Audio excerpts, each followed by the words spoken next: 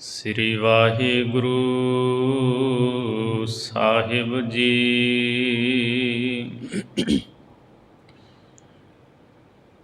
ਬਾਮਣ ਪੂਜੈ ਦੇਵਤੇ,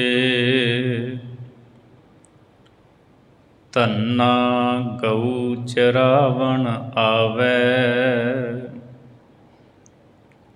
ਧੰਨੈ ਡਿਠਾ ਚਲਤ ਏਹੋ,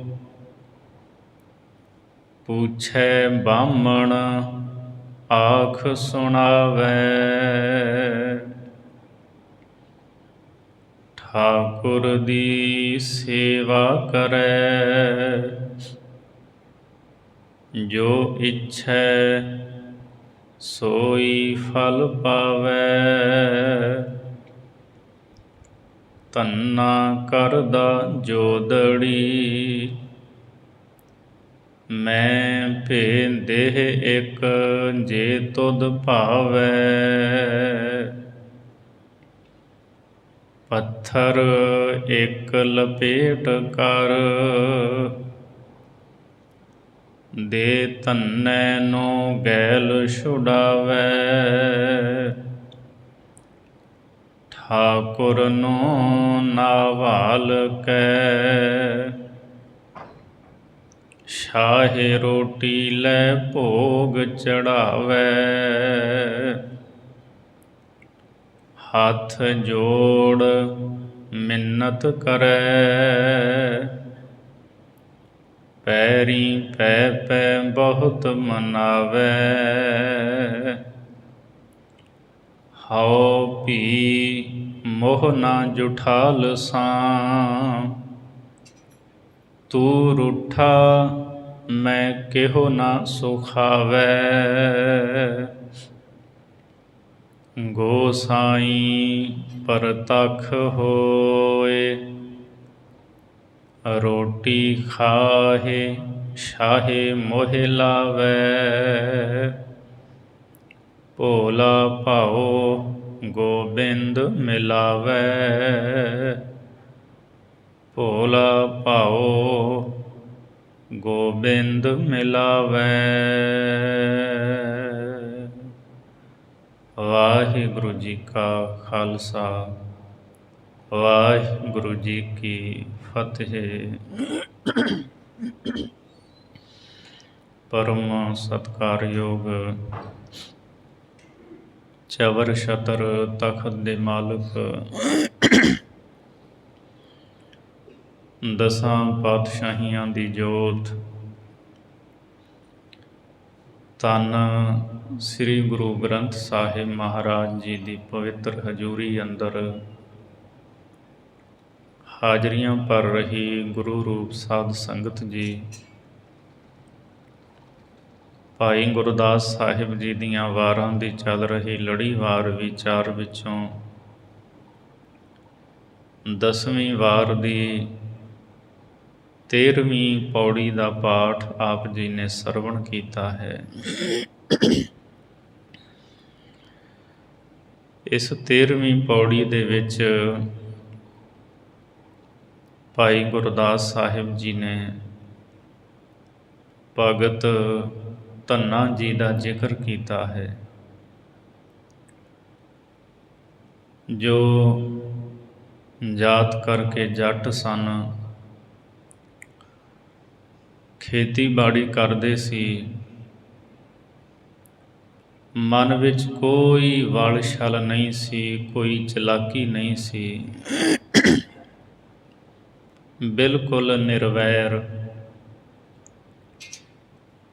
ਬਹੁਤ ਜ਼ਿਆਦਾ ਭੋਲੇ ਭੋਲੇ ਤੋਂ ਭਾਵ ਕੋਈ ਚਤਰਾਈਆਂ ਨਹੀਂ, ਕੋਈ ਚਲਾਕੀਆਂ ਨਹੀਂ।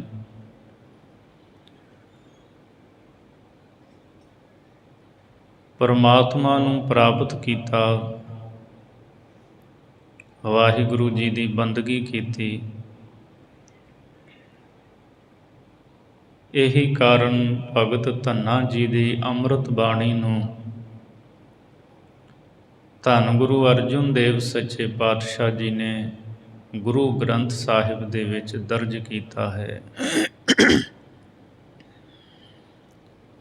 ਸਤਿਗੁਰੂ ਜੀ ਦਾ ਬਚਨ ਹੈ, ਧੰਨੈ ਸੇਵਿਆ ਬਾਲ ਬੁੱਧ। ਧੰਨ ਗੁਰੂ ਅਰਜਨ ਸਾਹਿਬ ਜੀ ਫਰਮਾਉਂਦੇ ਹੈ, ਧੰਨੇ ਨੇ ਬਾਲ ਬੁੱਧ, ਬਾਲਕਾਂ ਵਾਲੀ ਬੁੱਧ। ਬਾਲਕ ਦੇ ਅੰਦਰ ਕਿਸੇ ਦੇ ਪ੍ਰਤੀ ਵੈਰ ਨਹੀਂ ਹੁੰਦਾ, ਉਹ ਅੰਦਰੋਂ ਬਾਹਰੋਂ ਇੱਕ ਹੁੰਦਾ ਹੈ। ਜੇ ਉਹ ਹੱਸਦਾ ਹੈ ਤਾਂ ਵੀ ਅੰਦਰੋਂ ਹੱਸਦਾ ਹੈ, ਰੋਂਦਾ ਹੈ ਤਾਂ ਵੀ ਅੰਦਰੋਂ ਰੋਂਦਾ ਹੈ। ਬਾਲ ਬੁੱਧ ਨਿਰਵੈਰ ਹੋ ਕਰਕੇ, ਕੋਈ ਚਤਰਾਕੀ ਨਹੀਂ, ਚਲਾਕੀ ਨਹੀਂ, ਚਤਰਾਈ ਨਹੀਂ। ਧੰਨੇ ਨੇ ਪ੍ਰਭੂ ਨੂੰ ਸਿਮਰਿਆ ਤੇ ਪ੍ਰਮਾਤਮਾ ਨੇ ਵੱਡੀ ਬਖਸ਼ਿਸ਼ ਕੀਤੀ। ਇਸ ਪੌੜੀ ਵਿੱਚ ਜਿਹੜੀ ਕਥਾ ਭਾਈ ਗੁਰਦਾਸ ਸਾਹਿਬ ਜੀ ਨੇ ਲਿਖੀ ਹੈ, ਇਹ ਭਗਤ ਧੰਨਾ ਜੀ ਦੇ ਆਰੰਭਕ ਜੀਵਨ ਦੀ ਹੈ। ਜਦੋਂ ਉਹ ਇੱਕ ਬਾਹਮਣ ਨੂੰ ਵੇਖਦੇ ਹੈ, ਠਾਕੁਰਾਂ ਦੀ, ਦੇਵਤਿਆਂ ਦੀ ਪੂਜਾ ਕਰਦਿਆਂ ਤੇ ਪੁੱਛਦੇ ਹੈ, ਉਹ ਦੱਸਦਾ ਹੈ ਅੱਗੋਂ ਬਾਹਮਣ ਜੀ, ਠਾਕੁਰਾਂ ਦੀ ਸੇਵਾ ਕਰਨ ਦੇ ਨਾਲ ਮਨ-ਇਛਤ ਫਲ ਮਿਲ ਜਾਂਦੇ ਹੈ। ਤੇ ਧੰਨਾ ਜੀ ਕਹਿੰਦੇ, ਜੇ ਤੈਨੂੰ ਮਨ-ਇਛਤ ਮਿਲ ਜਾਣਗੇ ਤੇ ਮੈਨੂੰ ਵੀ ਮਿਲਣਗੇ ਨਾ, ਮੈਨੂੰ ਵੀ ਇੱਕ ਠਾਕੁਰ ਦੇ ਦੇ। ਉਹ ਬਾਹਮਣ ਆਪਣਾ ਖਹਿੜਾ ਛੁਡਾਉਂਦਾ ਹੈ ਤੇ ਭਗਤ ਧੰਨਾ ਜੀ ਦਾ ਦ੍ਰਿੜ ਵਿਸ਼ਵਾਸ ਤੇ ਭਰੋਸਾ ਇੰਨਾ ਹੁੰਦਾ ਹੈ, ਪਰਮਾਤਮਾ ਨੂੰ ਪ੍ਰਗਟ ਹੋਣਾ ਪੈਂਦਾ ਹੈ। ਇਹ ਨਹੀਂ, ਪੱਥਰ ਦੀ ਪੂਜਾ ਤਾਂ ਉਹ ਬਾਹਮਣ ਵੀ ਕਰਦਾ ਸੀ। ਜੇ ਪੱਥਰ ਦੀ ਪੂਜਾ ਦੇ ਨਾਲ ਹੀ ਰੱਬ ਮਿਲਣਾ ਹੁੰਦਾ ਤੇ ਉਸ ਬਾਹਮਣ ਨੂੰ ਪਹਿਲਾਂ ਹੀ ਮਿਲ ਜਾਣਾ ਸੀ,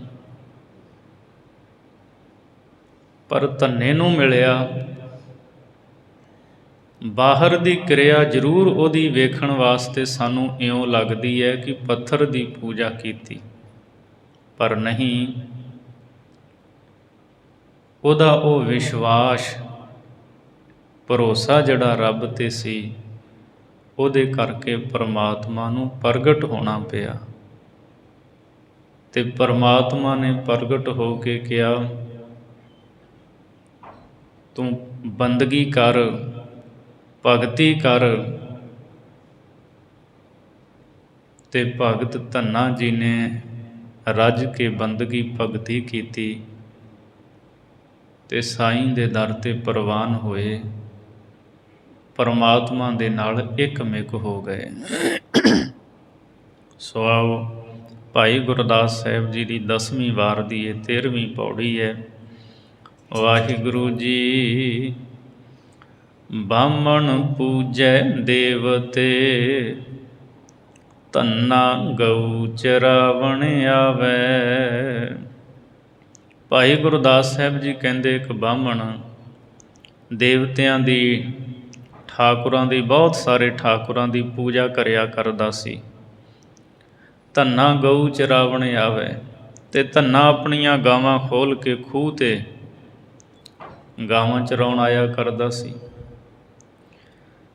ਤੇ ਰੋਜ਼ ਗਾਵਾਂ ਲੈ ਕੇ ਧੰਨਾ ਰਸਤੇ ਤੋਂ ਲੰਘਦਾ ਸੀ ਤੇ ਉਹ ਰਸਤੇ ਵਿੱਚ ਹੀ ਸੀ ਉਹ ਬਾਹਮਣ ਜਿਹੜਾ ਬਹੁਤੇ ਠਾਕੁਰਾਂ ਦੀ ਪੂਜਾ ਕਰਦਾ ਸੀ। ਤੇ ਧੰਨਾ ਰੋਜ਼ ਵੇਂਹਦਾ ਹੁੰਦਾ ਸੀ ਕਿ ਇਹ ਬਾਹਮਣ ਕੀ ਕਰਦਾ ਹੈ। ਤੇ ਉਸ ਬਾਹਮਣ ਨੂੰ ਪੂਜਾ ਕਰਦਿਆਂ ਵੇਖਦਿਆਂ ਵੇਖਦਿਆਂ ਭਗਤ ਧੰਨੇ ਨੇ ਅੱਗੇ ਲੰਘ ਜਾਣਾ ਖੂਹ 'ਤੇ, ਫਿਰ ਉੱਥੇ ਕੰਮ ਕਰਨਾ, ਗਾਵਾਂ ਚਰਾਉਣੀਆਂ, ਖੇਤੀਬਾੜੀ ਦਾ ਕੰਮ ਸੀ। ਧੰਨੇ ਡਿੱਠਾ ਚਲਤ ਏਹੋ, ਪੂਛੈ ਬਾਹਮਣ ਆਖ ਸੁਣਾਵੈ। ਭਗਤ ਧੰਨਾ ਜੀ ਨੇ ਜਦ ਉਸ ਬਾਹਮਣ ਦਾ ਕਰਤੱਵ ਵੇਖਿਆ, ਇਹ ਰੋਜ਼ ਠਾਕੁਰਾਂ ਦੀ ਪੂਜਾ ਕਰਦਾ ਹੈ, ਤਾਂ ਇੱਕ ਦਿਨ ਧੰਨਾ ਜੀ ਨੇ ਪੁੱਛ ਲਿਆ ਉਸ ਬਾਹਮਣ ਨੂੰ, ਇਹ ਬ੍ਰਾਹਮਣ ਜੀ, ਮੈਂ ਵੇਖਦਾ ਤੁਸੀਂ ਰੋਜ਼ ਆ ਕੁਝ ਕਰਦੇ ਹੋ, ਇਹ ਕੀ ਕਰਦੇ ਹੋ? ਬਹੁਤ ਜ਼ਿਆਦਾ ਭੋਲਾ ਸੀ ਭਗਤ ਧੰਨਾ। ਤੇ ਜਦ ਪੁੱਛਿਆ ਤਾਂ ਉਸ ਬ੍ਰਾਹਮਣ ਨੇ ਫਿਰ ਕਹਿ ਕੇ ਸੁਣਾਇਆ। ਕੀ ਸੁਣਾਇਆ? ਠਾਕੁਰ ਦੀ ਸੇਵਾ ਕਰੈ, ਜੋ ਇੱਛੈ ਸੋਈ ਫਲ ਪਾਵੈ।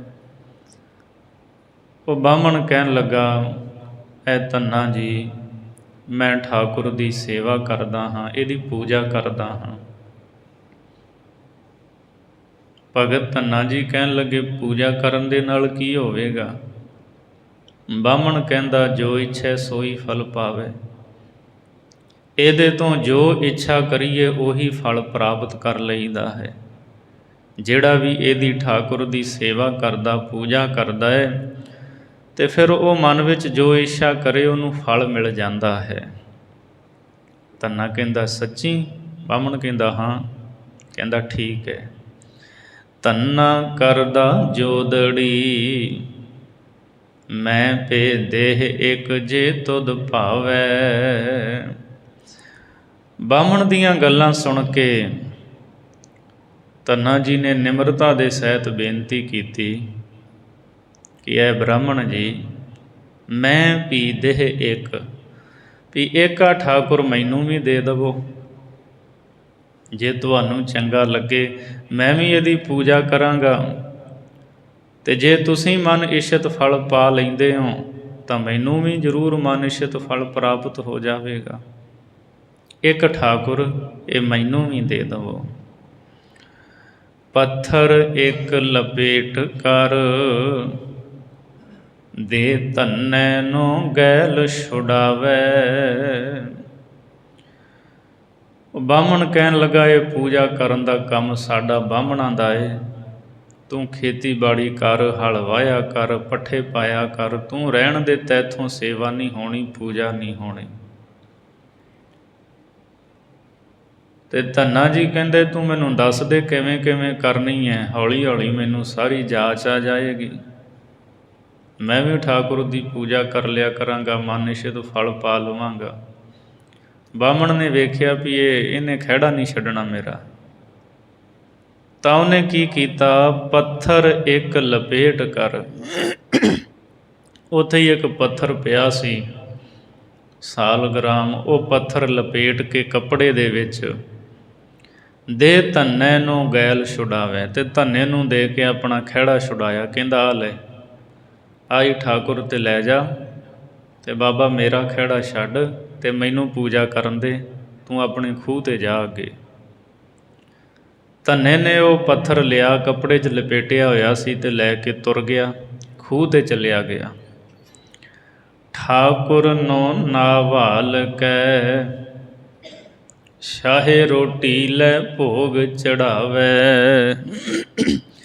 ਖੂਹ 'ਤੇ ਜਾ ਕੇ ਉਸ ਠਾਕੁਰ ਨੂੰ, ਪੱਥਰ ਨੂੰ ਰੱਖਿਆ, ਜਿਵੇਂ ਬਾਹਮਣ ਰੋਜ਼ ਕਰਦਾ ਸੀ। ਪਹਿਲੋਂ ਉਹਨੂੰ ਨਵਾਇਆ, ਉੱਤੇ ਜਲ ਪਾਇਆ, ਭੋਲਾ ਸੀ।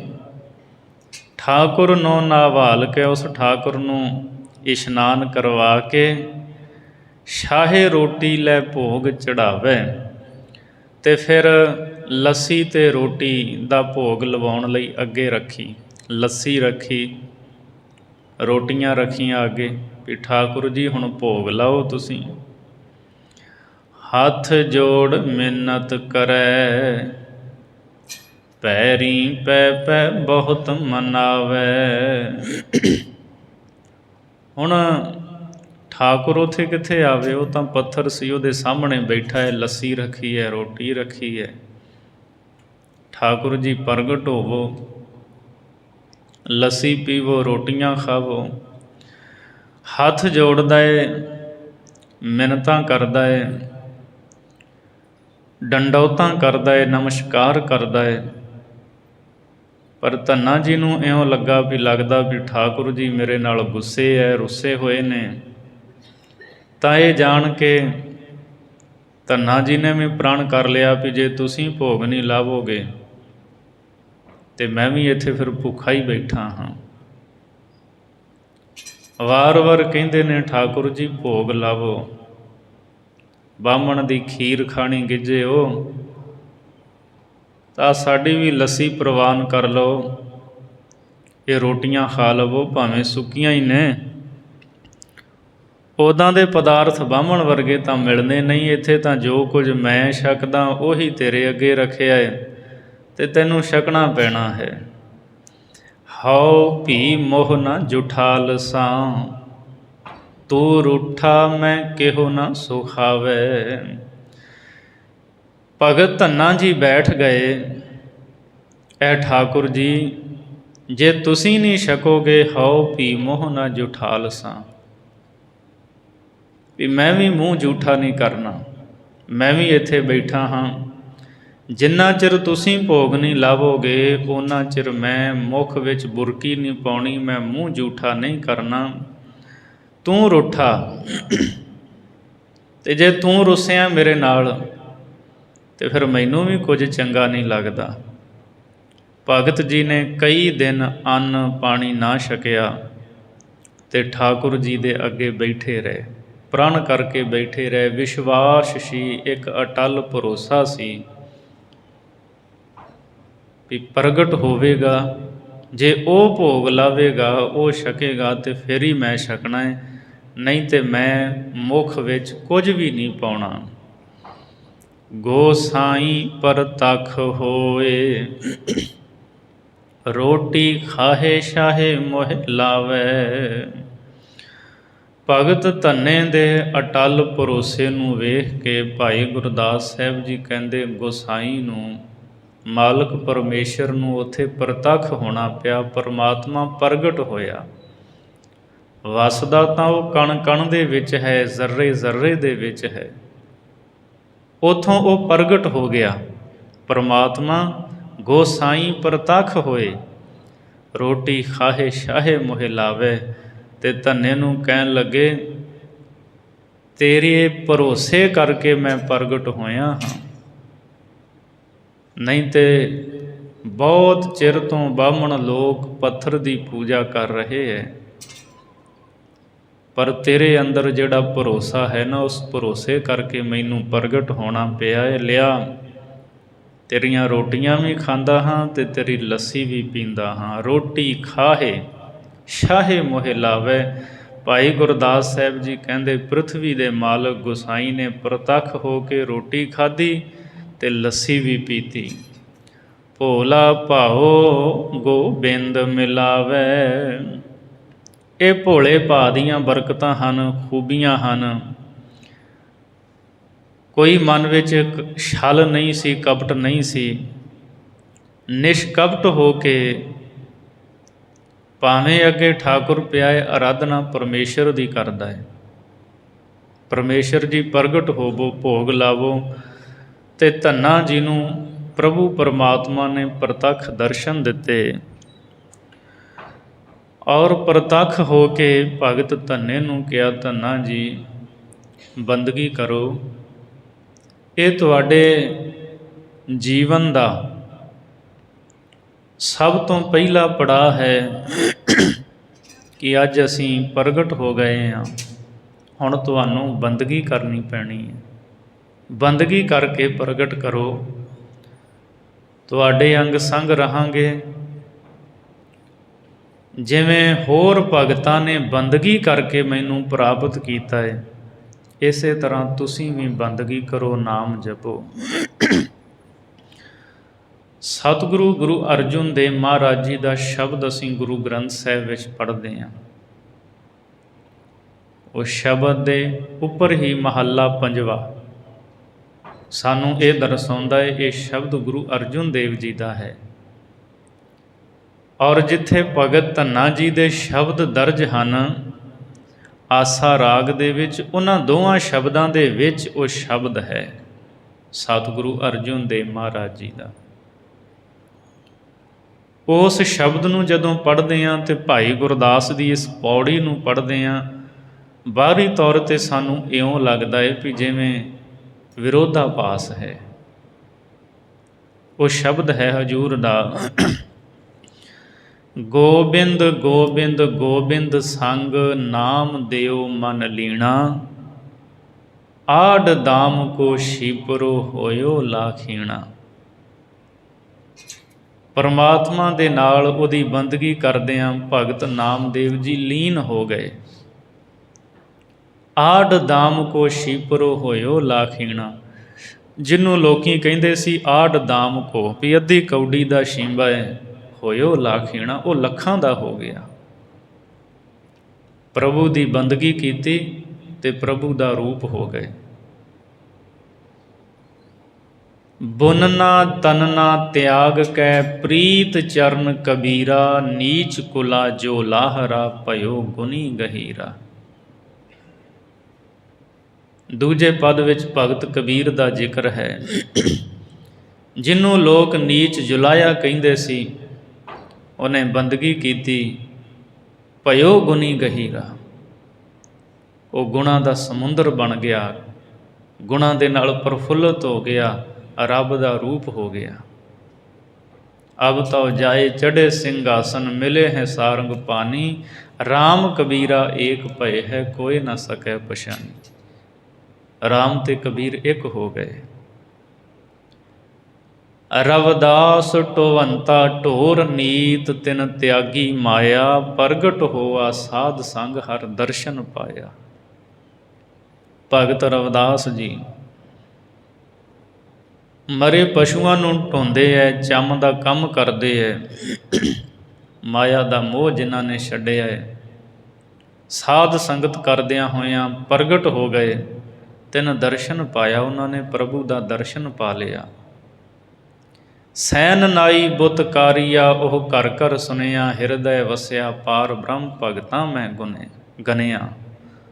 ਤੇ ਭਗਤ ਸੈਣ ਜੀ, ਉਹਨਾਂ ਨੇ ਬੰਦਗੀ ਕੀਤੀ, ਭਗਤਾਂ ਦੇ ਵਿੱਚ ਗਿਣੇ ਗਏ ਹੈ। ਇਹ ਬਿਦ ਸੁਣ ਕੈ ਜਾਟਰੋ, ਉਠ ਭਗਤੀ ਲਾਗਾ। ਜਦੋਂ ਇਹ ਸੁਣਿਆ ਧੰਨੇ ਜੱਟ ਨੇ, ਇਹ ਬਿਦ ਸੁਣ ਕੈ ਜਾਟਰੋ, ਪਰਮਾਤਮਾ ਪ੍ਰਗਟ ਹੋਏ, ਪ੍ਰਤੱਖ ਹੋਏ, ਤੇ ਧੰਨੇ ਨੂੰ ਕਿਹਾ ਵੇਖ ਭਗਤ ਨਾਮਦੇਵ ਵੱਲ, ਲੱਖਾਂ ਦਾ ਹੋ ਗਿਆ ਬੰਦਗੀ ਕਰਕੇ। ਵੇਖ ਭਗਤ ਕਬੀਰ ਵੱਲ, ਵੇਖ ਭਗਤ ਰਵਿਦਾਸ ਵੱਲ, ਵੇਖ ਭਗਤ ਸੈਣ ਵੱਲ, ਜਿਨ੍ਹਾਂ ਨੂੰ ਲੋਕ ਨੀਵੀਂ ਜਾਤੀ ਦਾ ਕਹਿੰਦੇ ਸੀ, ਬੰਦਗੀ ਕਰਕੇ ਉਹ ਮੇਰਾ ਰੂਪ ਹੋ ਗਏ, ਵੱਡੇ ਬਣ ਗਏ, ਤੇ ਤੂੰ ਬੰਦਗੀ ਕਰ। ਇਹ ਬਿਦ ਸੁਣ ਕੇ ਜਟਰੋ, ਉਠ ਭਗਤੀ ਲਾਗਾ। ਤੇ ਪ੍ਰਭੂ ਦੀ ਗੱਲ ਨੂੰ ਮੰਨ ਕੇ ਧੰਨਾ ਭਗਤੀ ਕਰਨ ਲੱਗ ਪਿਆ। ਮਿਲੇ ਪ੍ਰਤੱਖ ਗੁਸਾਈਆਂ, ਧੰਨਾ ਵਡਭਾਗਾ, ਵੱਡਿਆਂ ਭਾਗਾਂ ਵਾਲਾ ਬਣ ਗਿਆ। ਗੁਸਾਈ ਪ੍ਰਤੱਖ ਹੋ ਕਰਕੇ ਮਿਲੇ, ਸਦਾ ਅੰਗ ਸੰਗ ਪਰਮਾਤਮਾ ਰਹੇ ਔਰ ਪ੍ਰਗਟ ਹੋ ਕੇ। ਤੋ ਭਗਤ ਧੰਨਾ ਜੀ, ਇਹ ਸ਼ੁਰੂਆਤ ਸੀ ਬਿਲਕੁਲ। ਜਦੋਂ ਉਹਨਾਂ ਨੇ ਬੰਦਗੀ ਦੀ ਸ਼ੁਰੂਆਤ ਕੀਤੀ, ਉਹ ਬਾਹਮਣ ਤੋਂ ਠਾਕੁਰ ਲੈ ਆਂਦਾ ਤੇ ਇਸ਼ਨਾਨ ਕਰਾ ਕੇ ਕਿਹਾ, ਹੈ ਠਾਕੁਰ ਜੀ ਭੋਗ ਲਾਓ। ਤੇ ਜੇ ਪੱਥਰ ਚੋਂ ਮਿਲਦਾ ਤੇ ਬਾਹਮਣ ਨੂੰ ਮਿਲ ਜਾਣਾ ਸੀ, ਉਹਨੂੰ ਤੇ ਮਿਲਿਆ ਨਹੀਂ। ਭਾਈ ਗੁਰਦਾਸ ਦੀ ਇਸ ਪੌੜੀ ਤੋਂ ਅਸੀਂ ਇਹ ਸਿੱਖਿਆ ਲੈਣੀ ਹੈ ਵੀ ਰੱਬੀ ਮਾਰਗ 'ਤੇ ਜਿਹੜੇ ਚੱਲਣ ਵਾਲੇ ਪਾਂਧੀ ਨੇ ਨਾ, ਉਹਨਾਂ ਦੇ ਅੰਦਰ ਦ੍ਰਿੜ ਵਿਸ਼ਵਾਸ ਹੋਣਾ ਬਹੁਤ ਜ਼ਰੂਰੀ ਹੈ। ਜਿਹੜੀ ਚੰਚਲਤਾ ਹੈ ਨਾ, ਇਹ ਨਿਸ਼ਚੇ ਨੂੰ ਅੰਦਰੋਂ ਦੂਰ ਕਰਦੀ ਹੈ। ਤੇ ਜਿਹੜਾ ਭੋਲਾਪਨ ਹੈ, ਜਿੱਥੇ ਕੋਈ ਚਲਾਕੀ ਨਹੀਂ, ਚਤਰਾਈ ਨਹੀਂ, ਐਸਾ ਭੋਲਾ ਭਾਵ ਪ੍ਰਮਾਤਮਾ ਨੂੰ ਪਾਉਂਦਾ ਹੈ। ਕਹੋ ਕਬੀਰ ਭਗਤ ਕਰ ਪਾਇਆ, ਭਗਤੀ ਕਰਕੇ ਹੀ ਪਾਇਆ ਹਰੇਕ ਨੇ ਪਰਮਾਤਮਾ ਨੂੰ। ਸੋ ਇਹ ਸੀ ਆਰੰਭਤਾ, ਸ਼ੁਰੂਆਤ ਰੱਬੀ ਮਾਰਗ ਵੱਲ। ਤੇ ਜਦੋਂ ਗੁਸਾਈ ਨੇ ਪ੍ਰਤੱਖ ਹੋ ਕੇ ਕਿਹਾ ਕਿ ਧੰਨਿਆ ਬੰਦਗੀ ਕਰਿਆ ਕਰ, ਪੱਥਰ ਪੂਜਾ ਨਹੀਂ ਕਰਨੀ, ਨਾਮ ਜਪਿਆ ਕਰ। ਧੰਨੇ ਨੇ ਕਿਹਾ ਜੀ ਸਤ ਵਚਨ। ਉਹਦੇ ਤੋਂ ਬਾਅਦ ਕਦੇ ਵੀ ਭਗਤ ਧੰਨੇ ਨੇ ਪੱਥਰ ਪੂਜਾ ਨਹੀਂ ਕੀਤੀ। ਉਹ ਸਿਰਫ ਇੱਕ ਸ਼ੁਰੂਆਤ ਸੀ। ਜਦੋਂ ਉਹਦੇ ਭਰੋਸੇ ਕਰਕੇ ਰੱਬ ਨੂੰ ਪ੍ਰਗਟ ਹੋਣਾ ਪਿਆ ਤੇ ਉਹਨੂੰ ਕਿਹਾ ਵੀ ਨਾਮ ਜਪਿਆ ਕਰ। ਸਾਰੇ ਸੰਸਾਰ ਨੂੰ ਨਾਮ ਜਪਣਾ ਚਾਹੀਦਾ ਹੈ। ਤੇ ਭਗਤ ਧੰਨਾ ਜੀ ਨੇ ਪਰਮਾਤਮਾ ਦਾ ਨਾਮ ਜਪਿਆ, ਬੰਦਗੀ ਕੀਤੀ ਤੇ ਰੱਬ ਦਾ ਰੂਪ ਹੋ ਗਏ। 3 ਸ਼ਬਦ ਗੁਰੂ ਗ੍ਰੰਥ ਸਾਹਿਬ ਦੀ ਬਾਣੀ ਦੇ ਵਿੱਚ ਭਗਤ ਧੰਨਾ ਜੀ ਦੇ ਮੌਜੂਦ ਹਨ। 2 ਸ਼ਬਦ ਆਸਾ ਰਾਗ ਵਿੱਚ ਹਨ, 1 ਸ਼ਬਦ ਧਨਾਸਰੀ ਰਾਗ ਵਿੱਚ ਹੈ। ਭ੍ਰਮਤ ਫਿਰਤ ਬਹੁ ਜਨਮ ਬਿਲਾਨੇ, ਤਨ ਮਨ ਧਨ ਨਹੀਂ ਧੀਰੇ। ਇਹ ਪਹਿਲਾ ਸ਼ਬਦ ਹੈ ਆਸਾ ਰਾਗ ਦੇ ਵਿੱਚ। ਫਿਰ ਦੂਜਾ ਸ਼ਬਦ ਅਸੀਂ ਪੜ੍ਹਦੇ ਹਾਂ, ਜਿਹੜਾ ਹੁਣੇ ਗੁਰੂ ਅਰਜਨ ਦੇਵ ਦਾ ਸ਼ਬਦ ਸੁਣਿਆ, ਇਹਦੇ ਤੋਂ ਅਗਲਾ ਸ਼ਬਦ ਹੈ 487 ਅੰਗ 'ਤੇ ਹੈ ਗੁਰੂ ਗ੍ਰੰਥ ਸਾਹਿਬ ਦੇ। ਰੇ ਚਿਤ ਚੇਤਸ ਕੀ ਨਾ ਦਇਆਲ, ਦਮੋਦਰ ਬਿਬਹਿ ਨਾ ਜਾਨਸ ਕੋਈ। ਜੇ ਧਾਵਹਿ ਬ੍ਰਹਮੰਡ ਖੰਡ ਕਉ ਕਰਤਾ ਕਰੇ ਸੋ ਹੋਈ। ਜਨਨੀ ਕੇਰੇ ਉਦਰ ਉਦਕ ਮਹਿ ਪਿੰਡ ਕੀਆ 10 ਦੁਆਰਾ। ਦੇ ਆਹਾਰ ਅਗਨ ਮੈਂ ਰਾਖੈ ਐਸਾ ਖਸਮ ਹਮਾਰਾ। ਕੁੰਮੀ ਜਲ ਮਾਹੇ ਤਨ ਤਿਸ ਬਾਹਰ, ਪੰਖ ਖੀਰ ਤਿਨ ਨਾਹੀ। ਪੂਰਨ ਪਰਮਾਨੰਦ ਮਨੋਹਰ, ਸਮਝ ਦੇਖ ਮਨ ਮਾਹੀ। ਪਾਖਣ ਕੀਟ ਗੁਪਤ ਹੋਏ ਰਹਿਤਾ, ਤਾ ਚੋ ਮਾਰਗ ਨਾਹੀ। ਕਹਿ ਧੰਨਾ ਪੂਰਨ ਤਾਹੂ ਕੋ, ਮਾਤਰੇ ਜੀ ਡਰਾਹੀ। ਦੂਜਾ ਸ਼ਬਦ ਇਹ ਹੈ ਜਿਹਦੇ ਵਿੱਚ ਸਿਧਾਂਤ ਸਾਨੂੰ ਦੱਸਦੇ ਹੈ ਕਿ ਬੰਦਿਆ ਪਰਮਾਤਮਾ ਨੂੰ ਕਿਉਂ ਨਹੀਂ ਚੇਤੇ ਕਰਦਾ। ਕਿਸੇ ਹੋਰ ਦੀ ਆਸ ਨਾ ਰੱਖ, ਭਾਵੇਂ ਜਿੱਥੇ ਮਰਜ਼ੀ ਦੌੜ ਭੱਜ ਕਰਕੇ ਚਲਿਆ ਜਾ, ਕਰਤਾ ਕਰੇ ਸੋ ਹੋਈ। ਹੋਣਾ ਉਹੀ ਹੈ ਜੋ ਰੱਬ ਕਰੇਗਾ। ਸਭ ਨੇ ਛਾਲਾਂ ਮਾਰੀਆਂ, ਕਰਤਾ ਕਰੇ ਸੋ ਹੋਏ। ਛਾਲਾਂ ਤਾਂ ਸਾਰੇ ਮਾਰਦੇ ਆ, ਹੁੰਦਾ ਉਹੀ ਜੋ ਰੱਬ ਕਰਦਾ ਹੈ। ਚੇਤੇ ਕਰਿਆ ਕਰ ਉਸ ਪ੍ਰਭੂ ਨੂੰ ਜਿਹਨੇ ਮਾਤਾ ਦੇ ਗਰਭ ਦੇ ਵਿੱਚ ਤੇਰੇ ਇਸ ਸਰੀਰ ਨੂੰ ਬਣਾਇਆ। ਸਦਾ ਉਹਨੂੰ ਚੇਤੇ ਕਰਿਆ ਕਰ। ਤੇਰੀ ਰੱਖਿਆ ਕੀਤੀ ਪਰਮੇਸ਼ਰ ਨੇ। ਤੇ ਫਿਰ ਹੋਰ ਵੇਖ, ਕੁੰਮੀ ਜਲ ਮਾਹੇ ਤਨ ਤਿਸ ਬਾਹਰ, ਪੰਖ ਖੀਰ ਤਿਨ ਨਾਹੀ। ਪੂਰਨ ਪਰਮਾਨੰਦ ਮਨੋਹਰ, ਸਮਝ ਦੇਖ ਮਨ ਮਾਹੀ। ਕੱਛੂ ਕੁੰਮੀ ਉਹ ਆਪ ਪਾਣੀ ਵਿੱਚ ਹੁੰਦੀ ਹੈ, ਬੱਚੇ ਉਹਦੇ ਬਾਹਰ ਰੇਤ 'ਤੇ ਹੁੰਦੇ ਹੈ। ਉਹ ਚੇਤਾ ਸ਼ਕਤੀ ਹੈ ਜੋ ਐਨਰਜੀ ਪਹੁੰਚਦੀ ਹੈ ਉਹਨਾਂ ਨੂੰ, ਅਤੇ ਰੱਬ ਰਹਿਮਤ ਕਰਦਾ, ਪਰਵਰਿਸ਼ ਹੁੰਦੀ ਹੈ। ਪੱਥਰਾਂ ਦੇ ਵਿੱਚ ਕੀੜੇ ਜਿਨ੍ਹਾਂ ਨੂੰ ਕੋਈ ਰਾਹ ਵੀ ਨਹੀਂ ਹੁੰਦਾ। ਪਾਖਣ ਕੀਟ ਗੁਪਤ ਹੋਏ ਰਹਿਤਾ, ਤਾ ਚੋ ਮਾਰਗ ਨਾਹੀ। ਰੱਬ ਉਹਨਾਂ ਨੂੰ ਉੱਥੇ ਵੀ ਜਿਉਂਦੇ ਰੱਖਦਾ ਹੈ, ਉੱਥੇ ਵੀ ਉਹਨਾਂ ਨੂੰ ਭੋਜਨ ਮਿਲਦਾ ਹੈ। ਕਹਿ ਧੰਨਾ ਪੂਰਨ ਤਾਹੂ ਕੋ, ਮਤ ਰੇ ਜੀ ਡਰਾਹੀ। ਸੋ ਇਸ ਲਈ ਰੱਬ ਦੀ ਬੰਦਗੀ ਕਰਿਆ ਕਰ। ਸੋ ਇਹ 2 ਸ਼ਬਦ ਭਗਤ ਧੰਨਾ ਜੀ ਦੇ ਆਸਾ ਰਾਗ ਦੇ ਵਿੱਚ ਹਨ, ਅਤੇ 1 ਸ਼ਬਦ ਉਹਨਾਂ ਦਾ ਧਨਾਸਰੀ ਰਾਗ ਦੇ ਵਿੱਚ ਹੈ। ਗੁਰੂ ਘਰ ਦੇ ਕੀਰਤਨੀਏ ਜਦੋਂ ਕੀਰਤਨ ਕਰਦੇ ਹੈ ਨਾ, ਖਾਸ ਕਰਕੇ ਜਦੋਂ ਅਸੀਂ ਆਰਤੀ ਕੀਰਤਨ ਸੁਣਦੇ ਹਾਂ, ਉਦੋਂ ਉਹ ਸ਼ਬਦ ਭਗਤ ਧੰਨਾ ਜੀ ਦਾ ਆਰਤੀ ਦੇ ਵਿੱਚ ਗਾਇਨ ਕੀਤਾ ਜਾਂਦਾ ਹੈ।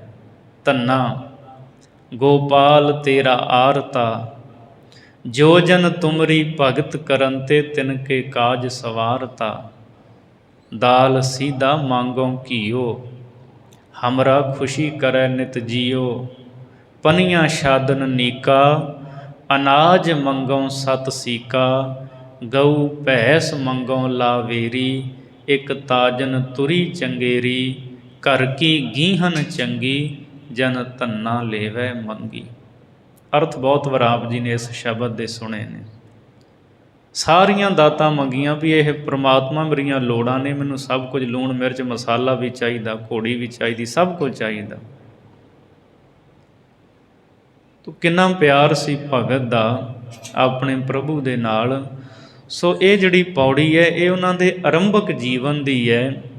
ਅਨੇਕਾਂ ਭਗਤ ਐਸੇ ਨੇ ਜਦੋਂ ਉਹਨਾਂ ਦੀ ਸ਼ੁਰੂਆਤ ਹੁੰਦੀ ਹੈ ਰੱਬੀ ਮਾਰਗ ਵੱਲ ਚੱਲਣ ਦੀ, ਅਤੇ ਜਦੋਂ ਥੋੜ੍ਹਾ ਜਿਹਾ ਕਦਮ ਅੱਗੇ ਪੁੱਟਦੇ ਹੈ, ਫਿਰ ਪਤਾ ਲੱਗਦਾ ਹੈ ਪ੍ਰਭੂ ਦਾ ਨਾਮ ਜਪਣ ਦੇ ਵਿੱਚ ਸਾਰੀਆਂ ਬਰਕਤਾਂ ਨੇ। ਕਈ ਅਵਤਾਰਾਂ ਦੇ ਉਪਾਸ਼ਕ ਹੋਏ, ਪਰ ਅੱਗੇ ਜਾ ਕੇ ਉਹ ਨਿਰਾਕਾਰ ਪਰਮਾਤਮਾ ਦੇ ਉਪਾਸ਼ਕ ਬਣ ਗਏ, ਉਹਦੇ ਭਗਤ ਬਣੇ।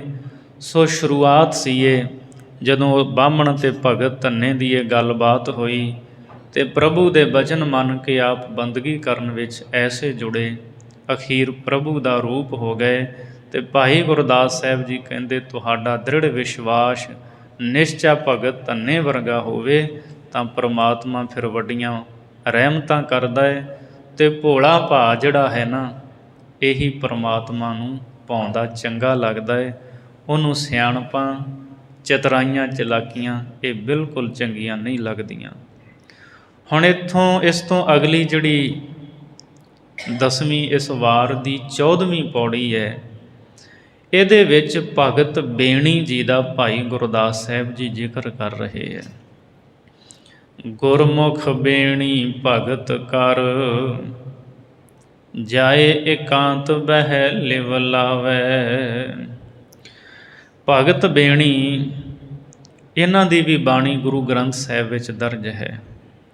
ਸੋ ਬੇਣੀ ਭਗਤ ਇਹ ਗੁਰਮੁਖ ਸੀ ਅਤੇ ਗੁਰਮੁਖਾਂ ਦੀ ਸੰਗਤ ਕਰਦਾ ਸੀ ਅਤੇ ਗੁਰਮੁਖਾਂ ਦੀ ਨਿਆਈ ਸਦਾ ਹੀ ਭਗਤੀ ਵਿੱਚ ਲੀਨ ਰਹਿੰਦਾ ਸੀ। ਗੁਰਮੁਖ ਬੇਣੀ ਭਗਤ ਕਰ, ਗੁਰਮੁਖ ਬੇਣੀ ਭਗਤੀ ਕਰਿਆ ਕਰਦਾ ਸੀ। ਜਾਏ ਇਕਾਂਤ ਬਹਿ ਲਿਵ ਲਾਵੈ, ਅਤੇ ਇਕਾਂਤ ਵਿੱਚ ਬਾਹਰ ਜਾ ਕੇ ਨਾ, ਜਿੱਥੇ ਕੋਈ ਰੌਲਾ ਰੱਪਾ ਨਹੀਂ ਸੀ ਹੁੰਦਾ, ਖਾਸ ਕਰਕੇ ਪੁਰਾਣੇ ਸਮੇਂ ਵਿੱਚ ਜਦੋਂ ਅਸੀਂ ਵੇਖਦੇ ਹਾਂ ਵੀ ਕੋਈ ਜੰਗਲ ਵਿੱਚ ਜਾ ਕੇ ਬੰਦਗੀ ਕਰਦਾ ਸੀ। ਕਈ ਤਾਂ ਐਸੇ ਸੀ ਜਿਹੜੇ ਘਰ ਦੀਆਂ ਜ਼ਿੰਮੇਵਾਰੀਆਂ ਤੋਂ ਭੱਜੇ ਸਨ, ਕਈ ਘਰਦਿਆਂ ਨਾਲ ਲੜ ਕੇ ਹੀ ਚਲੇ ਗਏ ਸੀ, ਪਰ ਕੁਝ ਐਸੇ ਸਨ ਜਿਹੜੇ ਇਕਾਂਤ ਭਾਲਦੇ ਸਨ। ਕਿਉਂਕਿ ਦੁਨੀਆ ਵਿੱਚ ਹਮੇਸ਼ਾ ਦੋ ਪੱਖ ਚੱਲਦੇ ਹੈ, ਬੰਦਾ ਉਸ ਨੂੰ ਕਿਸ ਨਜ਼ਰ ਦੇ ਨਾਲ ਦੇਖਦਾ ਪਿਆ ਹੈ। ਜਿਹੜਾ ਨਾਮ ਜਪਣ ਵਾਲਾ ਹੈ, ਬਾਣੀ ਪੜ੍ਹਨ ਵਾਲਾ ਹੈ, ਉਹਨੂੰ ਇਕਾਗਰਤਾ ਬਾਹਰ ਦੀ ਵੀ ਚਾਹੀਦੀ ਹੈ ਅਤੇ ਅੰਦਰ ਦੀ ਵੀ, ਮਨ ਦੀ ਵੀ। ਸੋ ਇਸੇ ਲਈ ਜਦੋਂ ਸਤ ਸੰਗਤ ਹੁੰਦੀ ਹੈ, ਉਦੋਂ ਸੂਝਵਾਨ ਸਾਰੇ ਗੱਲਾਂ ਨਹੀਂ ਕਰਦੇ, ਟਿਕ ਕੇ ਬੈਠਦੇ ਹੈ ਕਿ ਇਕਾਗਰਤਾ ਬਾਹਰ ਦੀ ਜ਼ਰੂਰੀ ਹੈ, ਤਾਂ ਹੀ ਫਿਰ ਮਨ ਦੀ ਇਕਾਗਰਤਾ ਬਣੇਗੀ। ਹੁਣ ਬਾਲਟੀ ਵਿੱਚ ਪਾਣੀ ਭਰਿਆ ਹੈ, ਜੇ ਬਾਲਟੀ ਬਾਹਰੋਂ ਹੀ ਉਹ ਟਿਕੀ ਨਹੀਂ ਤਾਂ ਪਾਣੀ ਅੰਦਰ ਕਿੱਥੋਂ ਟਿਕਣਾ ਹੈ, ਉਹ ਤਾਂ ਉਛਲੇਗਾ। ਸੋ ਇਸ ਲਈ ਤਨ ਦੀ ਇਕਾਗਰਤਾ ਵੀ ਜ਼ਰੂਰੀ ਹੈ ਪਹਿਲਾਂ, ਫਿਰ ਮਨ ਦੀ ਇਕਾਗਰਤਾ। ਤੋ ਇਕਾਂਤ ਵਿੱਚ ਬੈਠ ਕੇ ਭਗਤ ਬੇਣੀ ਜੀ ਵਾਹਿਗੁਰੂ ਪਰਮਾਤਮਾ ਦੇ ਚਰਨਾਂ ਵਿੱਚ ਲਿਵ ਲਾਇਆ ਕਰਦੇ ਸੀ, ਉਹਦੇ ਧਿਆਨ ਵਿੱਚ ਮਗਨ ਰਹਿੰਦੇ ਸੀ। ਕਰਮ ਕਰੈ ਅਧਿਆਤਮੀ, ਹੋਰਸ ਕਿਸੈ ਨਾ ਅਲਖ ਲਖਾਵੈ। ਅਧਿਆਤਮੀ ਕਰਮ ਕਰਦੇ ਸਨ, ਭਾਵ ਜੋ ਉਹ ਕਰਮ ਕਰਦੇ ਸੀ ਕੋਈ ਇੱਛਾ ਨਹੀਂ ਸੀ ਮਨ ਵਿੱਚ। ਕਿਉਂਕਿ ਬਹੁਤੇ ਬੰਦੇ ਧਰਮ ਦੇ ਮਾਰਗ 'ਤੇ ਚੱਲਦੇ ਨੇ, ਉਹ ਮਨ ਵਿੱਚ ਇੱਛਾ ਲੈ ਕੇ ਚੱਲਦੇ ਹੈ ਵੀ ਸਾਨੂੰ ਆਹ ਕੁਝ ਮਿਲੇ, ਔਰ ਉਹਨਾਂ ਦੀਆਂ ਇੱਛਾਵਾਂ ਬਹੁਤੀਆਂ ਦੁਨਿਆਵੀ ਫਲ ਦੀਆਂ ਹੁੰਦੀਆਂ ਨੇ ਵੀ ਦੁਨੀਆ ਦੀ ਆਹ ਚੀਜ਼ ਮਿਲ ਜਾਏ। ਕਈ ਇੱਦਾਂ ਦੇ ਵੀ ਹੁੰਦੇ ਹੈ ਵੀਜ਼ਾ ਲਵਾਉਣਾ ਬਾਬਾ ਜੀ ਨੂੰ, ਸੁਖਮਨੀ ਸਾਹਿਬ ਦਾ ਪਾਠ ਰੋਜ਼ ਕਰੋ, ਜਿੱਦਣ ਵੀਜ਼ਾ ਲੱਗ ਗਿਆ ਕੌਣ ਪੁੱਛਦਾ ਬਾਬੇ ਨੂੰ, ਸੁਖਮਨੀ ਸਾਹਿਬ ਵੀ ਖਤਮ, ਨਾਲੇ ਹੀ ਕਰਦੇ ਹੀ ਨਹੀਂ। ਫਿਰ ਸਿੱਖ ਜਿਹੜਾ ਨਾ ਇਹੋ ਜਿਹੇ ਲਾਲਚ ਨਹੀਂ ਰੱਖਦਾ। ਹਾਂ, ਗੁਰੂ ਭਾਵਨਾ ਪੂਰੀ ਕਰਦਾ ਹੈ, ਪਰ ਮਨ ਵਿੱਚ ਦੁਨਿਆਵੀ ਫਲ ਦੀ ਇੱਛਾ ਨਾ ਰੱਖੇ। ਸਤਿਗੁਰੂ ਕਿਰਪਾ ਕਰੋ, ਤੁਹਾਡੀ ਬਾਣੀ ਪੜ੍ਹਦਿਆਂ, ਨਾਮ ਜਪਦਿਆਂ ਮੇਰਾ ਇਹ ਜ਼ਿੰਦਗੀ ਦਾ ਸਮਾਂ ਲੰਘੇ। ਪਰ ਬਹੁਤੇ ਲੋਕ ਖਾਸ ਕਰਕੇ ਉਹ ਜਿਵੇਂ ਬਾਹਰ ਸੌਦਾ ਨਹੀਂ ਕੀਤਾ ਜਾਂਦਾ, ਉਹ ਸੌਦੇਬਾਜ਼ੀ ਜ਼ਿਆਦਾ ਕਰਦੇ ਹੈ। ਭਗਤ ਬੇਣੀ ਜੀ ਬੰਦਗੀ ਕਰਦੇ ਹੈ ਇੱਛਾ ਰਹਿਤ ਹੋ ਕਰਕੇ, ਹੋਰਸ ਕਿਸੈ ਨਾ ਅਲਖ ਲਖਾਵੈ।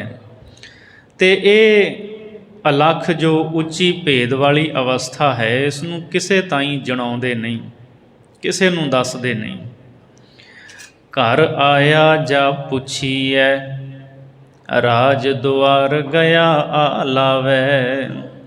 ਅਤੇ ਜਦੋਂ ਬਾਹਰੋਂ ਬੰਦਗੀ ਕਰਕੇ ਜੰਗਲ 'ਚੋਂ ਅਤੇ ਫਿਰ ਘਰੇ ਆਉਣਾ, ਅਤੇ ਘਰਦਿਆਂ ਨੇ, ਘਰਵਾਲੀ ਨੇ ਪੁੱਛਣਾ, ਹੋਰ ਘਰ ਦੇ ਪਰਿਵਾਰ ਦੇ ਜੀਆਂ ਨੇ ਪੁੱਛਣਾ।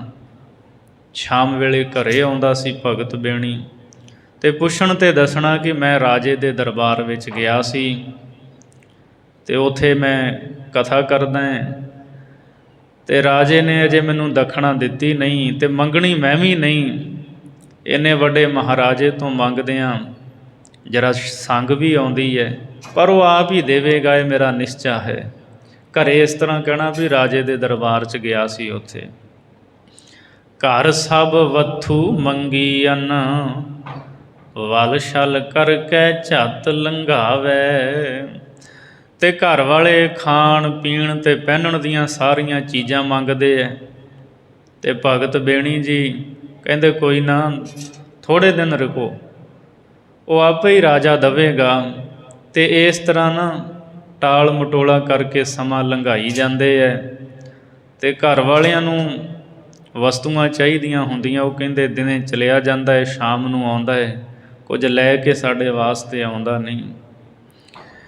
ਵੱਡਾ ਸਾਂਗ ਵਰਤਦਾ, ਉਹ ਇੱਕ ਮਨ ਪਰਮੇਸ਼ਰ ਧਿਆਵੇ। ਭਾਈ ਗੁਰਦਾਸ ਸਾਹਿਬ ਜੀ ਕਹਿੰਦੇ ਹੁਣ ਪੂਰਨ ਸੀ ਬੰਦਗੀ ਵਿੱਚ ਭਗਤ ਬੇਣੀ, ਇਕਾਗਰਤਾ ਦੇ ਨਾਲ ਰੱਬ ਜੀ ਦਾ ਨਾਮ ਜਪਣਾ। ਇੱਕ ਦਿਨ ਕੀ ਹੋਇਆ, ਵੱਡਾ ਸਾਂਗ ਵਰਤਦਾ, ਪਰਮਾਤਮਾ ਨੇ ਇੱਕ ਵੱਡਾ ਕੌਤਕ ਵਰਤਾਇਆ। ਉਹ ਇੱਕ ਮਨ ਪਰਮੇਸ਼ਰ ਧਿਆਵੇ। ਜਦੋਂ ਉਹ ਭਗਤ ਬੇਣੀ ਜੀ ਇੱਕ ਮਨ ਹੋ ਕੇ ਪਰਮਾਤਮਾ ਦੀ ਜੰਗਲ ਵਿੱਚ ਬੈਠਾ ਹੋਇਆ ਆਰਾਧਨਾ ਕਰ ਰਿਹਾ ਸੀ, ਪੈਜ ਸਵਾਰੈ ਭਗਤ ਦੀ, ਰਾਜਾ ਹੋਇ ਕੇ ਘਰ ਚੱਲ ਆਵੇ। ਤਾਂ ਭਗਤ ਦੀ ਪੈਜ ਸਵਾਰ ਦਿੱਤੀ। ਪ੍ਰਭੂ ਜੀ ਆਪ ਰਾਜੇ ਦਾ ਰੂਪ ਧਾਰ ਕੇ ਤੇ ਉਹਦੇ ਘਰੇ ਚਲੇ ਗਏ, ਕਿਉਂਕਿ ਆਪਣੇ ਭਗਤ ਵਾਸਤੇ ਉਹ ਪ੍ਰਗਟ ਹੁੰਦਾ ਹੈ। ਪ੍ਰਹਿਲਾਦ ਦੀ ਰੱਖਿਆ ਵਾਸਤੇ ਨਰਸਿੰਘ ਰੂਪ ਹੋ ਕੇ ਪ੍ਰਗਟ ਹੋਇਆ, ਅਨੇਕਾਂ ਭਗਤਾਂ ਦੀ ਰੱਖਿਆ ਕੀਤੀ। ਗੁਰਬਾਣੀ ਅਸੀਂ ਪੜ੍ਹਦੇ ਹਾਂ, ਸਤਿਗੁਰੂ ਨੇ ਬਹੁਤ ਵਾਰ ਜ਼ਿਕਰ ਕੀਤਾ ਹੈ। ਉੱਧਰ ਤਾਂ ਭਗਤ ਬੇਣੀ ਜੰਗਲ ਵਿੱਚ ਬੈਠਾ ਬੰਦਗੀ ਕਰ ਰਿਹਾ ਹੈ ਤੇ ਇੱਧਰ ਪਰਮਾਤਮਾ ਨੇ ਕੀ ਕੀਤਾ, ਰਾਜੇ ਦਾ ਰੂਪ ਧਾਰ ਕੇ ਤੇ ਉਹਦੇ ਘਰੇ ਆ ਗਏ। ਰਾਜਾ ਹੋਏ ਕੇ ਘਰ ਚੱਲ ਆਵੇ। ਦੇ ਦਿਲਾਸਾ ਤੁਸ ਕੈ, ਅਣਗਿਣਤੀ ਖਰਚੀ ਪਹੁੰਚਾਵੇ। ਪਰਮੇਸ਼ਰ ਨੇ ਪਿਆਰ ਵਿੱਚ ਆ ਕੇ ਭਗਤ ਬੇਣੀ ਜੀ ਦੇ ਪਰਿਵਾਰ ਨੂੰ ਦਿਲਾਸਾ ਦਿੱਤਾ, ਹੌਸਲਾ ਦਿੱਤਾ ਤੇ ਬਹੁਤ ਸਾਰੀ ਸਮੱਗਰੀ ਬੇਣੀ ਦੇ ਘਰ ਦੇ ਵਿੱਚ ਗੱਡੇ ਭਰ ਕੇ ਲਿਆ ਕੇ ਉੱਥੇ ਘਰ ਦੇ ਵਿੱਚ ਰੱਖ ਦਿੱਤੀ। ਭਾਈ ਗੁਰਦਾਸ ਜੀ ਕਹਿੰਦੇ ਅਣਗਿਣਤ ਹੀ, ਜਿਹਦਾ ਅੰਦਾਜ਼ਾ ਨਹੀਂ ਲਾਇਆ ਜਾ ਸਕਦਾ, ਇੰਨੀ ਸਮੱਗਰੀ ਸਾਜੋ ਸਮਾਨ ਭਗਤ ਜੀ ਦਾ ਘਰ ਭਰ ਦਿੱਤਾ। ਤੇ ਘਰਦਿਆਂ ਨੂੰ ਕਿਹਾ ਵੀ ਇਹ ਵਾਧੂ ਖਾਓ ਖਰਚੋ ਜਿੰਨਾ ਮਰਜ਼ੀ। ਤੇ ਭਗਤ ਬੇਣੀ ਜਿਹੜਾ ਹੈ ਉਹ ਹਾਂ ਮੇਰੇ ਕੋਲ ਹੀ ਆਉਂਦਾ ਹੈ ਤੇ ਮੈਂ ਹੁਣ ਉਹ ਉੱਥੇ ਕਥਾ ਕਰ ਰਿਹਾ ਸੀ ਤੇ ਮੈਂ ਇਹ ਸਾਜੋ ਸਮਾਨ ਇੱਥੇ ਦੇਣ ਆਇਆ ਹਾਂ। ਉੱਥੋਂ ਆਇਆ ਭਗਤ ਪਾਸ, ਫਿਰ ਉੱਥੋਂ ਸਾਜੋ ਸਮਾਨ ਉਹਦੇ ਘਰੇ ਦੇ ਕੇ ਪਰਮੇਸ਼ਰ ਜਿੱਥੇ ਭਗਤ ਜੰਗਲ ਵਿੱਚ ਬੈਠਾ ਬੰਦਗੀ ਕਰ ਰਿਹਾ ਸੀ, ਭਾਈ ਗੁਰਦਾਸ ਜੀ ਕਹਿੰਦੇ ਉਹਦੇ ਕੋਲ ਪ੍ਰਭੂ ਜੀ ਆ ਪੁੱਜੇ। ਹੋਏ ਦਇਆਲ ਹੇਤ ਉਪਜਾਵੇ। ਤੇ ਪ੍ਰਭੂ ਨੇ ਆ ਕੇ ਦਿਆਲੂ ਹੋ ਕੇ ਬਹੁਤ ਸਾਰਾ ਪਿਆਰ ਹੇਤ ਪਿਆਰ ਉਪਜਾਇਆ। ਭਗਤ ਨੂੰ ਗਲਵਕੜੀ ਦੇ ਵਿੱਚ ਲਿਆ ਵੀ ਤੇਰੇ ਵਰਗੇ ਭਗਤ ਸੰਸਾਰ ਦੇ ਵਿੱਚ ਵਿਰਲੇ ਨੇ, ਜੋ ਭਰੋਸੇ ਦੇ ਨਾਲ ਇਬਾਦਤ ਕਰਦੇ ਹੈ ਤੇ ਤੇਰਾ ਦ੍ਰਿੜ ਵਿਸ਼ਵਾਸ ਹੈ। ਆ ਮੈਂ ਆ ਗਿਆ ਹਾਂ। ਤੇ ਭਗਤ ਜੀ ਪ੍ਰਭੂ ਨੂੰ ਮਿਲ ਕੇ ਬਹੁਤ ਪ੍ਰਸੰਨ ਹੋਏ। ਭਗਤ ਜਨਾ ਜੈਕਾਰ ਕਰਾਵੇ। ਭਾਈ ਗੁਰਦਾਸ ਸਾਹਿਬ ਜੀ ਕਹਿੰਦੇ ਇਉਂ ਪਰਮੇਸ਼ਰ ਭਗਤੀ ਕਰਨ ਵਾਲੇ ਭਗਤਾਂ ਦੀ ਸਦਾ ਹੀ ਉਹ ਜੈ ਜੈਕਾਰ ਕਰਾਉਂਦਾ ਹੈ। ਸੋ ਭਗਤ ਬੇਣੀ ਜੀ, ਉਹਨਾਂ ਦੀ ਵਾਰਤਾ ਤੋਂ ਸਾਨੂੰ ਇਹ ਬਹੁਤ ਵੱਡੀ ਸਿੱਖਿਆ ਮਿਲਦੀ ਹੈ ਕਿ ਪਰਮਾਤਮਾ ਦੀ ਆਰਾਧਨਾ ਕਰਨ ਵਾਲਾ ਜਿਹੜਾ ਸਾਧਕ ਹੈ, ਉਹਨੂੰ ਇਕਾਗਰ ਚਿੱਤ ਹੋ ਕਰਕੇ ਭਾਵਨਾ ਦੇ ਸਹਿਤ ਪਰਮਾਤਮਾ ਦੀ ਬੰਦਗੀ ਕਰਨੀ ਚਾਹੀਦੀ। ਪ੍ਰਭੂ ਉਹਦੀ ਕੀਤੀ ਇਬਾਦਤ ਨੂੰ ਕਬੂਲ ਕਰਦਾ ਹੈ। ਤੇ ਦੂਜਾ, ਪਰਮਾਤਮਾ 'ਤੇ ਪੂਰਨ ਭਰੋਸਾ ਰੱਖੇ ਬੰਦਾ, ਉਹ ਆਪਣੇ ਪਿਆਰਿਆਂ ਦੇ ਸੰਕਟ ਦੁੱਖ ਦੂਰ ਕਰ ਦਿੰਦਾ ਏ। ਐਸੀ ਵਿਧ ਬਣਾ ਦਿੰਦਾ ਏ, ਜਹ ਜਹ ਕਾਜ ਕਿਰਤ ਸੇਵਕ ਕੀ ਤਹਾਂ ਤਹਾਂ ਉੱਠ ਧਾਵੈ। ਉਹ ਆਪ ਵੀ ਜਾਂ ਕਿਸੇ ਹੋਰ ਦੀ ਵੀ ਡਿਊਟੀ ਲਾ ਦਿੰਦਾ ਏ।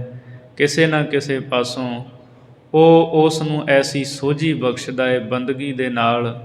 ਉਹ ਫਿਰ ਪ੍ਰਭੂ 'ਤੇ ਅਟੱਲ ਭਰੋਸਾ ਰੱਖ ਕੇ ਆਪਣੇ ਜੀਵਨ ਦੇ ਮਾਰਗ ਦੇ ਉੱਤੇ ਚੱਲਦਾ ਏ। ਭਗਤ ਬੇਣੀ ਜੀ ਇਹ ਉੱਤਰ ਪ੍ਰਦੇਸ਼ ਦੇ ਰਹਿਣ ਵਾਲੇ ਸਨ, ਜਾਤੀ ਕਰਕੇ ਬ੍ਰਾਹਮਣ ਸਨ। ਭਗਤ ਬੇਣੀ ਜੀ ਦੀ ਬਾਣੀ ਗੁਰੂ ਗ੍ਰੰਥ ਸਾਹਿਬ ਦੇ ਵਿੱਚ ਦਰਜ ਹੈ। 3 ਸ਼ਬਦ ਗੁਰੂ ਗ੍ਰੰਥ ਸਾਹਿਬ ਵਿੱਚ ਹਨ ਭਗਤ ਬੇਣੀ ਜੀ ਦੇ। ਇੱਕ ਸ਼ਬਦ ਉਹਨਾਂ ਦਾ ਸ੍ਰੀ ਰਾਗ ਦੇ ਵਿੱਚ ਹੈ। ਰੇ ਨਰ ਗਰਭ ਕੁੰਡਲ ਜਬ ਆਸ਼ਿਤ ਉਰਦ ਧਿਆਨ ਲਿਵ ਲਾਗਾ ਮਿਰਤਕ ਪਿੰਡ ਪਦ ਮਦਨਾ ਅਹਨਿਸ ਏਕ ਅਗਿਆਨ ਸੋ ਨਾਗਾ ਤੇ ਦਿਨ ਸੰਮਲ ਕਸ਼ਟ ਮਹਾ ਦੁਖ ਅਬ ਚਿਤ ਅਦਕ ਪਸਾਰਿਆ ਗਰਭ ਛੋੜ ਮ੍ਰਿਤ ਮੰਡਲ ਆਇਆ ਤੋ ਨਰਹਰ ਮਨਹੁ ਵਿਸਾਰਿਆ।